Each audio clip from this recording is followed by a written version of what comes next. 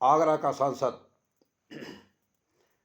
बिल्कुल अनपढ़ गंवार जाहिल, उसे यही नहीं पता है कि भारत के इतिहास में क्षत्रिय राजाओं का कितना बड़ा योगदान रहा है।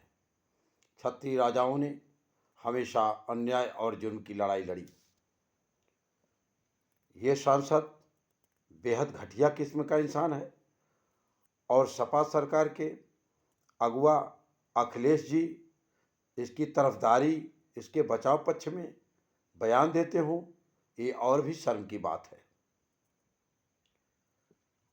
और मैं अपने क्षत्रिय समाज के लोगों से कहूँगा कि 4 लोग राजभर समाज में हैं और राजभरों की पार्टी बन गई। ऐसे ही आपके 4 मल्लाह हैं, उन्होंने मल्लाहों की पार्टी बना लिया और आप ठाकुर साहब उन्हीं के पास जा कर के टिकट की गुहार लगाते हैं।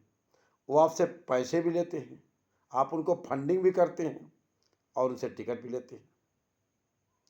मैं पूरे देश के क्षत्रिय समाज के अगुवाकारों से निवेदन करूंगा कि जो सवर्ण हैं, क्षत्रिय हैं, ब्राह्मण हैं, भूमिहार हैं, श्रीवास्तव जी हैं, ये जो सवर्ण समाज के लोग हैं, आप भी इस व्यवस्था में हिस्सेदारी लेने का प्रयास करें।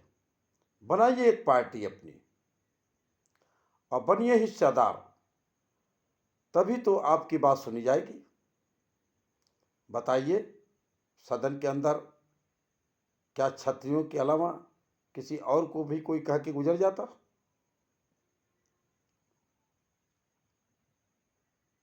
सदन में SC ST की बड़ी मांग, बैकवर्ड फॉरवर्ड की बड़ी मांग। मैं ये कह रहा हूँ कि जब किसी SC व्यक्ति IS हो गया, PCS हो गया, इंजीनियर हो गया, डॉक्टर हो गया, फिर उसको आरक्षण का क्या मतलब बनता है? किस बात का आरक्षण?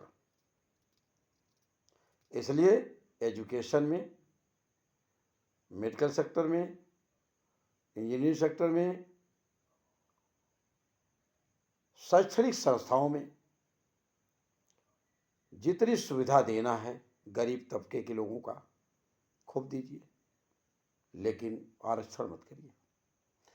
आरक्षण करेंगे, करने से देश की जो स्थिति है वो बद से बदतर होती जा रही है और इसकी लड़ाई सपा के लोग नहीं करेंगे। इसकी लड़ाई भारतीय राजभर पार्टी के लोग नहीं करेंगे। इसकी लड़ाई अन्य लोग नहीं करेंगे और भाजपा के लोग भी नहीं करेंगे। तो फिर इसकी लड़ाई कौन करेगा? आप करेंगे। आइए मैदान में। और आने वाले चुनाव से पहले ही आप एक पार्टी बनाइए और उनमें लोगों को टिकट दीजिए और जिताइए। ये जीत के जाएंगे, ये काम करेंगे।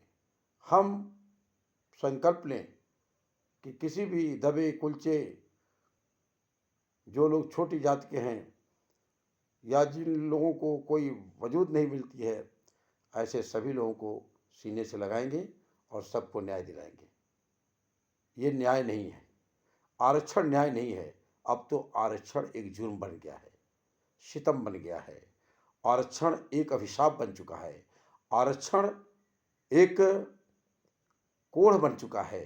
आरक्षण वो नासूर बन चुका है और इस नासूर रूपी आरक्षण से इस देश का भला होने वाला नहीं है। जय हिंद, जय भारत।